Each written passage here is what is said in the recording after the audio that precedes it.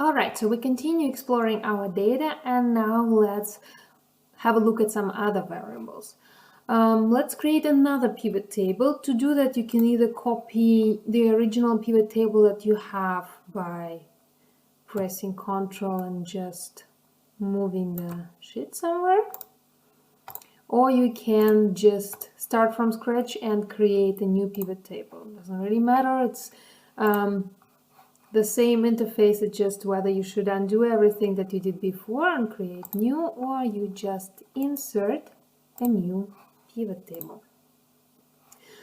Let's stay with inserting new. Let's keep it neat and move our new sheet here. We'll rename it once we know what we actually have.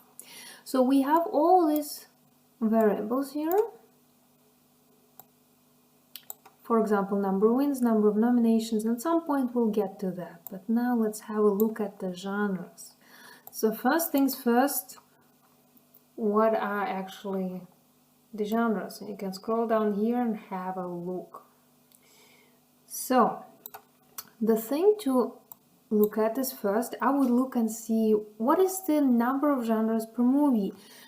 Having watched movies myself and not being completely unfamiliar with the topic, I would imagine that a movie usually have more than one genre. You know, they have a comedy and drama, or I don't know, thriller and horror, or crime, and so on and so forth. So let's just start simple, drag it into the values. Oh, let's not forget that we only care about movies. So let's insert our type as a filter and say movies only. So we have count of genres. That's not really helpful. Let's take our title. This is something that might be useful. We throw our title here and we get a really long table now because these are all our movies. And let's say number of genres and click sum. So it looks like if you scroll down that sum, or if we click average, that's going to be the same because we only have one movie each, one movie named once. So except this weird one, that's probably two movies. Interesting. So it looks like number of genres per movie is rarely one. So let's sort it and have a look. From A to Z now. Oof, there are some movies that have no genre whatsoever. Interesting. But if you scroll down, it looks like there's also quite some that have a bunch of genres. Usually, actually, 3. All right, let's kick this out and clear it out. So we have a genre. Starting slow again, let's say action movie. And we click it into rows. And here, if you go back to the original data, you will see that action movie says either 0 or 1. Where is it? Action movie. And we see here 0, 1. Well, what does it 0 or 1 in an action movie mean? Actually, this is how you usually select yes and no. So no would be 0 and yes would be 1. So this is what it actually means. We have zeros and ones, 2 categories in the action movie, only 2 variants of what will happen. And let's drag action movie here. We have a count. And we see that actually in our data set, now we have 10,500 movies, since we're only looking at movies.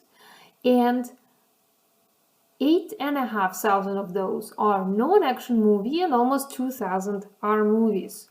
We can also keep on playing and say that these are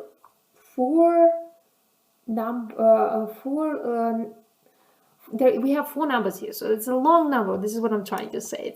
We're talking about thousands. This is something that's difficult to process sometimes, at least for me. So maybe a percentage would be easier. So we say show value as, and we can say as percentage of grand total. What's grand total? Let's look here. This is our grand total. So as percentage of grand total. And there we have it. So it looks like 82.5% of our movies in the data set are non-action and 17.5% are action. Okay, this is much easier to digest, at least for me. So this is something that you can play around with, and this is already kind of giving a different view, and this is when we're talking about the data that is a categorical data. So here, zeros and ones are not really zeros and ones. Remember that these zeros and ones are actually no's when we talk about zeros and yeses when we talk about ones. So what else should we look at? I started with by telling you, hey, there is actually more than one genre that is usually assigned to a movie. So let's start with a typical thing. Let's say comedy. How much of a comedy do we have here? Again, oh well, that looks like we have more comedy movies than action movies. In my experience, comedy usually comes with drama, so it's usually these rom-com stories. So how about drama? And another nifty trick is that we have a lot of things here. So instead of looking through the list, maybe I will just write drama. And I drop it here. So what is this? This is one of the situations where you really start thinking before you do something. So what I would like to know is the combination, co-occurrence. So what I have here and here are comedy and drama. So let's drag it out again. This is our comedy. No's and yes. If I drag drama here, this makes it more complicated. So among the no comedies, what are yes and no of drama? Among yes comedies, what are yes and no drama? You can look at it like this, but I think it's quite complicated, and this is also not common. A more likely scenario that you throw drama here, and then you look, okay, here we have comedy, here we have drama. To make it easier, we'll rename it. If you still remember, Fn if you're on a laptop, basically F2 is what you're pressing, and we say in our rows we have comedy. Look, here is comedy, so I type comedy. And here our column labels, again F2, we have drama.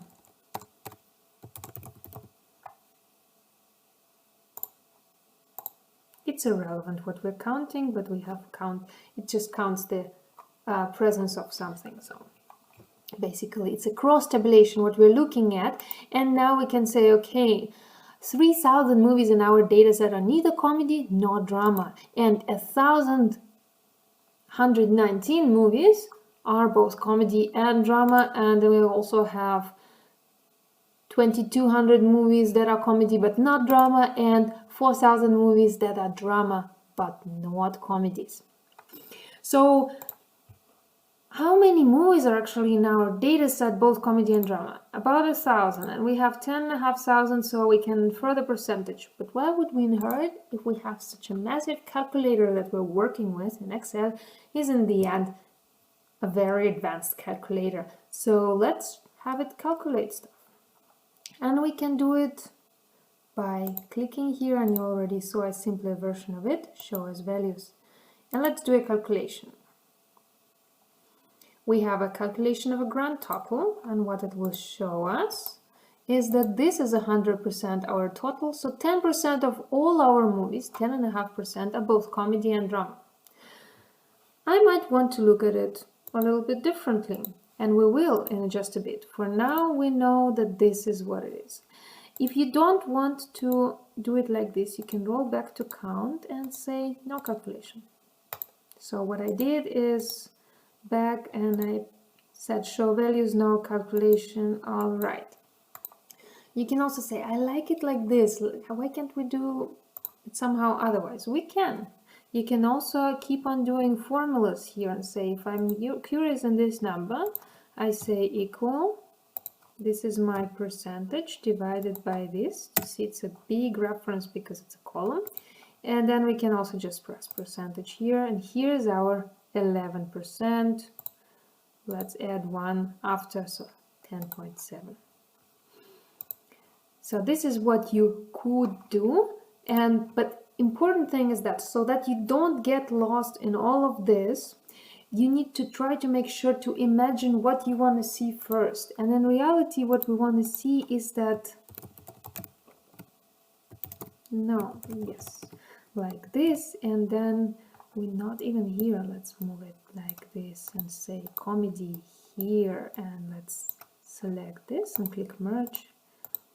and then we have no, yes, and yes here, and we say this is drama, and let's merge. So this is what should be happening in your head. You have imagined a table like this. Let's highlight it in all kinds of ways. All right, so you imagine the table like this, and you think that this will tell you something. So once you have a table view like this in your hand, you go to pivot and you start dragging and dropping around until you get the result. If you do it the other way around, it will be much more difficult. So better start by imagining things. But first things first, let's play with it a little bit more, complete some exercises to get the really feeling of this one.